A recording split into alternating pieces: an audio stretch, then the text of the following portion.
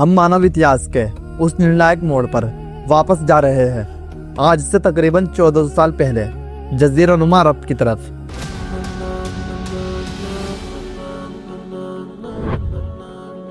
हम इस सीरीज में पैगंबर मोहम्मद सल्लल्लाहु अलैहि वसल्लम के जीवन को एक ऐसे अंदाज में देखेंगे जो आपने पहले कभी तसव्वुर नहीं किया होगा।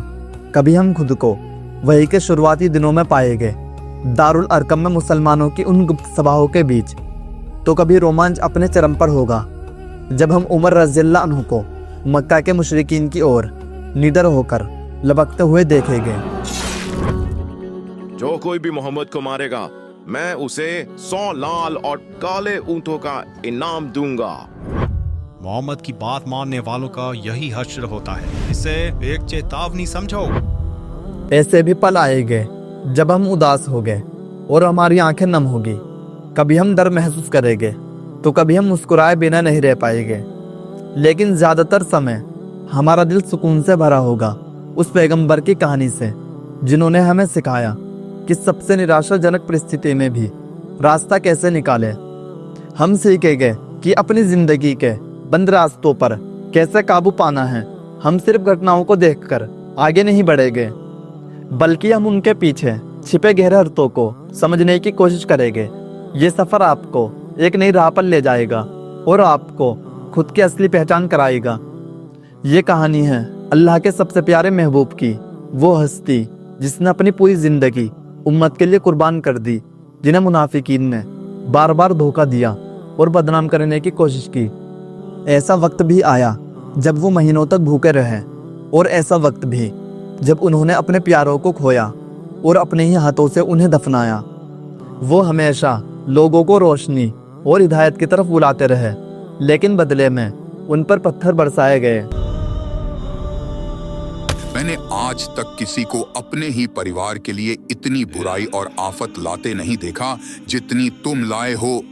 अब हम 23 साल के एक बेमिसाल सफर पर निकल रहे हैं। हम एक ऐसे इंसान की कहानी देखेंगे जिसने अकेले इस मिशन की शुरुआत की, पूरी दुनिया के सामने खड़ा हुआ, और आज उसके पीछे 2 अरब से ज्यादा मानने वाले हैं। अगर आप तैयार हैं तो चलिए शुरू करते हैं।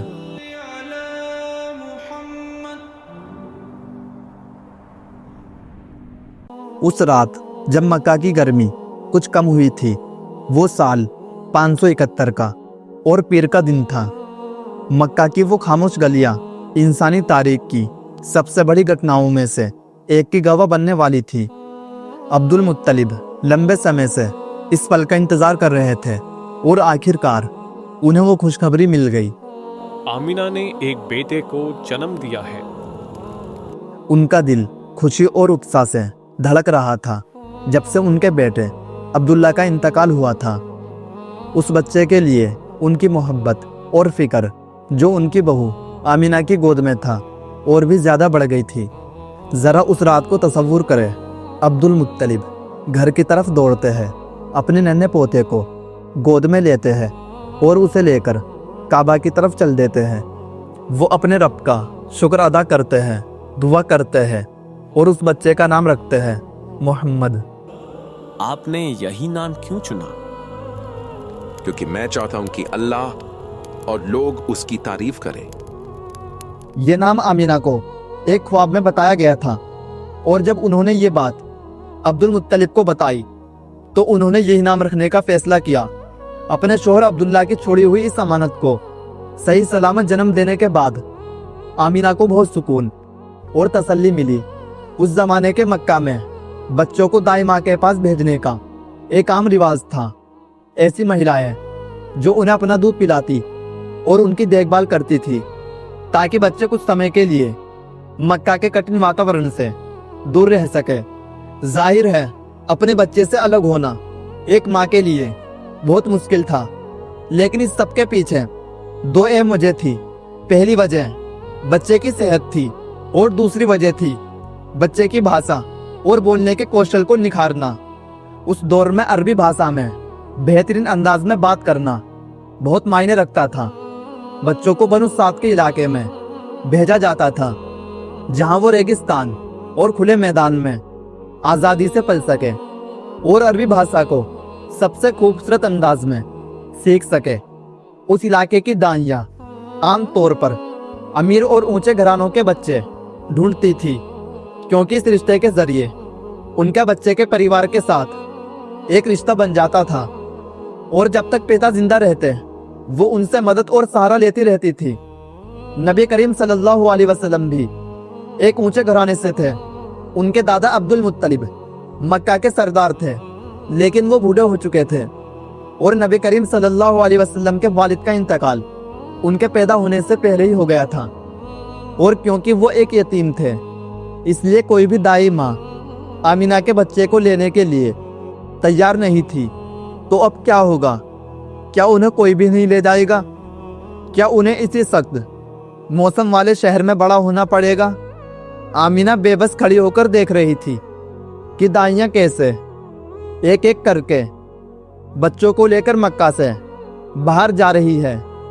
तभी हलीमा और हरिस नाम का एक जोड़ा बाकी लोगों से देर से मक्का पहुंचा, क्योंकि उनकी सवारी कमजोर और बूढ़ी थी।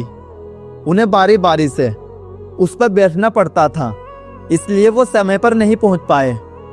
हलीमा ने बहुत ढूंढा, पर उन्हें मक्का में कोई ऐसा नहीं मिला जो उन्हें अपना बच्चा दे।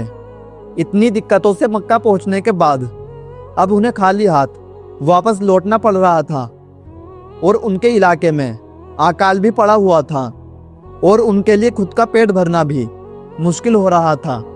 इन सभी परेशानियों ने उन्हें बहुत उदास कर दिया। जब वो इन ख्यालों में डूबी थी, अचानक उनका सामना किसी से हुआ। वो अब्दुल मुत्तलिब थे। कुछ देर बात करने के बाद उन्हें उनके पोते के बारे में पता चला। उन्होंने अपने पति हारिस से उनकी राय पूछी। मुझे पालने के लिए कोई बच्चा नहीं मिला, और मैं दूसरों के सामने खाली हाथ वापस नहीं लौटना चाहती। उसे ले जाने में कोई बुराई नहीं है। शायद अल्लाह उसकी वजह से हमें बरकत और भलाई अता फरमाए। जब उन्हें उम्मीद नहीं थी, तब उनके सामने सबसे बड़ी बरकत आ गई थी। लेकिन हलीमा को अब भी अंदाजा नहीं था कि उन्हें कितना अनमोल खजाना मिल गया है। दूसरी तरफ आमिना की हालत के बारे में सोचिए। वो पहले ही अपने प्यारे शोहर को खो चुकी थी, और वो अपने बच्चे को एक बार भी उनकी गोद में नहीं दे सकी, और अब इन सब के ऊपर वो अपने बच्चे से भी दूर होने वाली थी। लेकिन उनके पास और कोई दूसरा रास्ता नहीं था। आंखों में आंसू लिए उन्होंने अब्दुल्ला की रोशनी अपने मोहम्मद को हलीमा के हवाले कर दिया। वो अपने बेटे से लंबे समय तक दूर रहने वाली थी। वो ना तो उसकी खुशबू ले पाएगी और ना ही उसे अपनी गोद में ले पाएगी। वो उनके पहले कदम और उनके पहले शब्द सुनने के लिए भी उनके पास नहीं होगी। एक माँ के लिए अपने बच्चे से सिर्फ 1 घंटे की दूरी भी बहुत तकलीफदेह होती है, लेकिन अपने बच्चे के मुस्तकबिल के लिए उन्होंने इतनी लंबी जुदाई को भी मंजूर किया। उनका दिल टुकड़े टुकड़े हो रहा था। वहीं हलीमा और उनके परिवार के लिए एक नई जिंदगी शुरू होने वाली थी। नबी करीम सल्लल्लाहु अलैहि वसल्लम के आने के साथ उनका घर बरकत और खुशहाली से भर गया। ऐसी चीजें हुई जिन पर किसी को यकीन नहीं हो रहा था। उनकी बूढ़ी और कमजोर सवारी अचानक से ताकतवर और तेज हो गई। हलीमा के पास दूध बहुत कम हुआ करता था, लेकिन जैसे ही उन्होंने नबी करीम सल्लल्लाहु अलैहि वसल्लम को दूध पिलाना शुरू किया, उनका दूध बहुत ज्यादा आने लगा। उनका अपना बेटा अब्दुल्ला अक्सर बेचैन रहता और रोता रहता था, लेकिन जब उसने नबी करीम सल्लल्लाहु अलैहि वसल्लम के साथ दूध पीना शुरू किया तो वो भी शांत हो गया। अकाल और सूखे की वजह से जो जानवर भूखे थे वो अब पेट भरकर खा रहे थे और खूब दूध दे रहे थे। उनके घर में बरकत ही बरकत थी, जबकि आसपास के इलाके अभी भी अकाल के शिकार थे। इस दौरान नबी करीम सल्लल्लाहु अलैहि वसल्लम बहुत अच्छी तरह से बड़े हुए, जिस्मानी, जिहानी और रूहानी तौर पर भी। आखिर 4 बाबरकत साल खत्म हुए। अब वक्त आ गया था उन्हें नबी करीम सल्लल्लाहु अलैहि वसल्लम को उनकी वालिदा के पास वापस छोड़ना था। हलीमा अपने आंसू नहीं रोक पा रही थी। वो उनसे जुदा नहीं होना चाहती थी।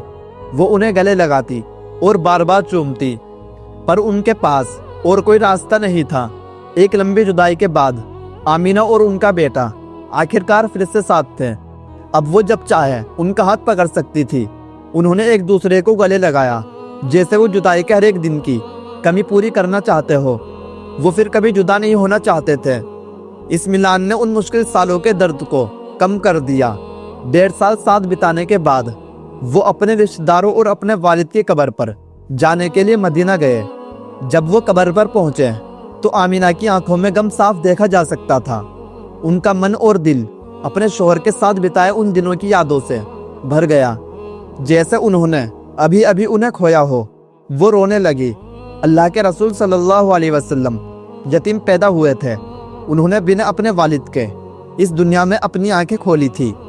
انہیں کبھی ان کے پیار اور پرواہ کی گرماہٹ نصیب نہیں ہوئی۔ اپنے ننھے ہاتھوں سے وہ ہمیشہ اپنے والد کا ہاتھ تھامنا چاہتے تھے، پر وہ وہاں نہیں تھے، اور اس پل انہیں ایک بار پھر اپنے والد کی کمی محسوس ہوئی۔ ساتھ ہی وہ اپنی ماں کو اتنے درد میں نہیں دیکھ سکتے تھے، اور اس لیے وہ دونوں ساتھ میں رونے لگے۔ کم سے کم ان کی ماں ان کے ساتھ تھی، یہی بات انہیں سکون دے رہی تھی۔ لیکن آمینہ کے لیے بھی اس دنیا سے رخصت ہونے کا وقت قریب آ رہا تھا۔ وہ جلد ہی اپنے شوہر کے پاس جانے والی تھی۔